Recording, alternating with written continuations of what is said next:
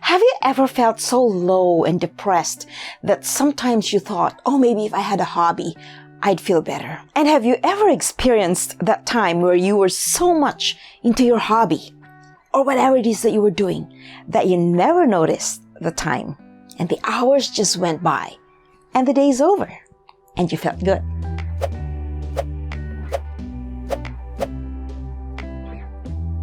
Welcome everyone to my channel. My name is Jackie D and my goal is to empower you, to help you build your self-esteem, especially because there's just so much negativity on social media.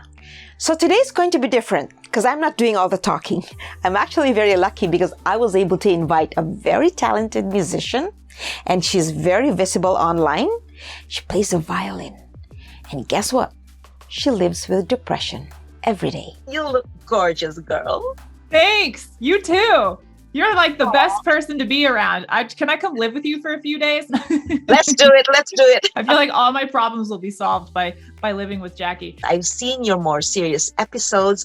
I've seen you play the violin with your husband and teach music.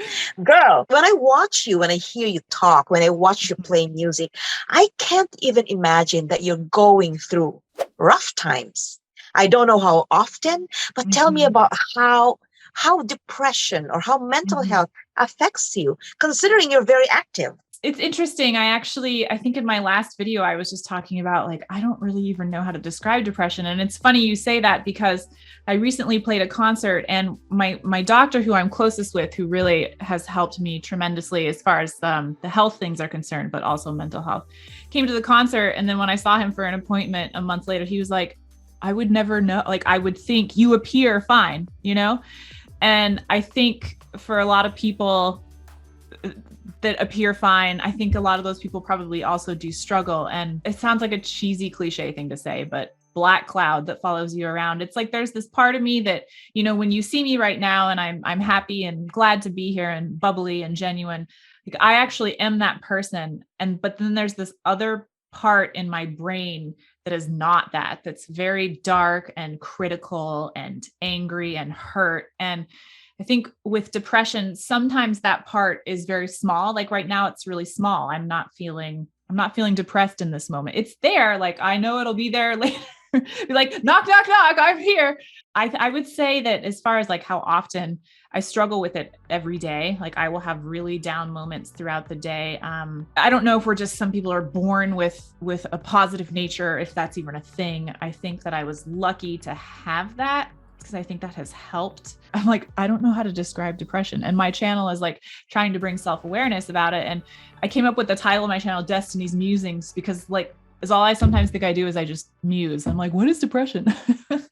I don't know, Jackie. I don't know how to describe it. It's just a really dark place that I sometimes can't function in, and I have no hope for life. And that's not who I am, but it's a part of me. Listening to you, I would think that you have developed that gift to know when it's coming. You cope very well. I think everyone has that capability. Yeah, I think we could both empower women and men and anyone that they have the capability of being aware. I think when I was younger, like looking back, I could see, oh, I sensed that I needed to do something.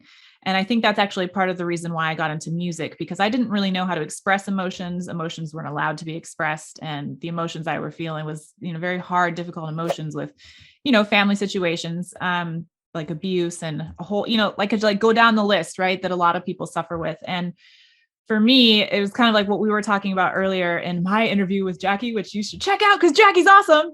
You have to find something that you love, and then that sort of becomes your savior. And for me, music, I was just like, oh, music's really cool. And I didn't know it at the time, but I was making sense out of my emotions with music, because if I listened to a sad song and I felt sad, I was like, oh, this makes sense. This song is sad and I'm feeling sad. So what I'm feeling is okay and normal. So it allowed me to realize that my emotions were normal, because, you know, I would feel sad if my dad was drunk, but I was like, well, maybe I shouldn't feel sad about that. Maybe, you know, I didn't know. It's definitely been a struggle throughout the decades of learning the coping mechanisms. I think seeking professional help has been key in me learning the coping mechanisms. I think my own way was with music, but it wasn't enough. I actually, as far as a human, have to learn how to cope. And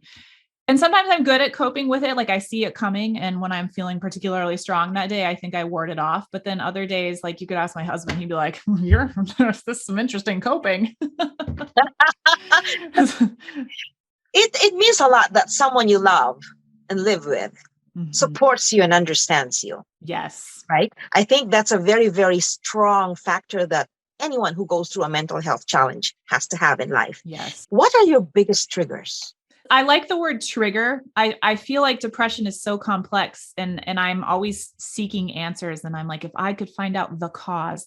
And I think for some people, they can find, especially in situational things, like there's like a clear cause. I think for other people, it's just a tangled web of life experiences when they're young and how the brain develops. When I was auditioning for college, I'm not going to say which school.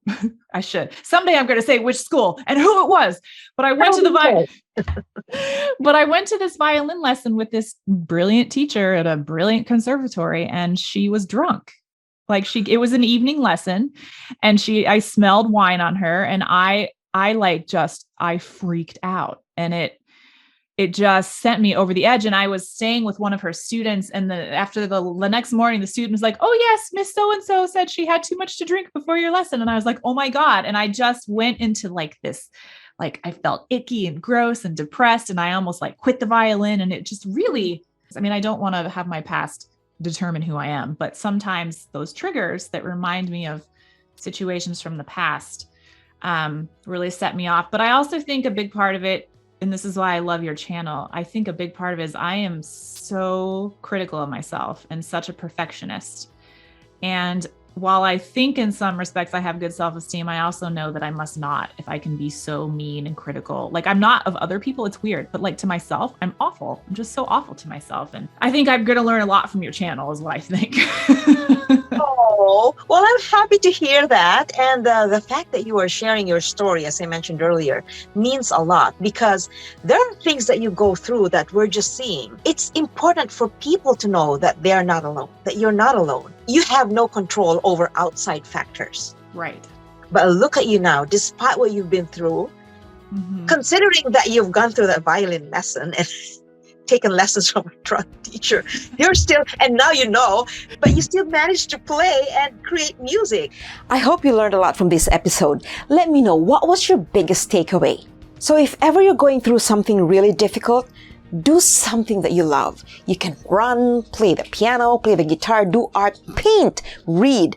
Do something to just get your mind off the burden that you're carrying. If you find this episode helpful, don't forget to give it a like and share and comment and subscribe to my channel. And then that way you can help me spread our message of empowerment and hope. And next week, don't forget to join me because Destiny is going to share her story about how she overcame bulimia.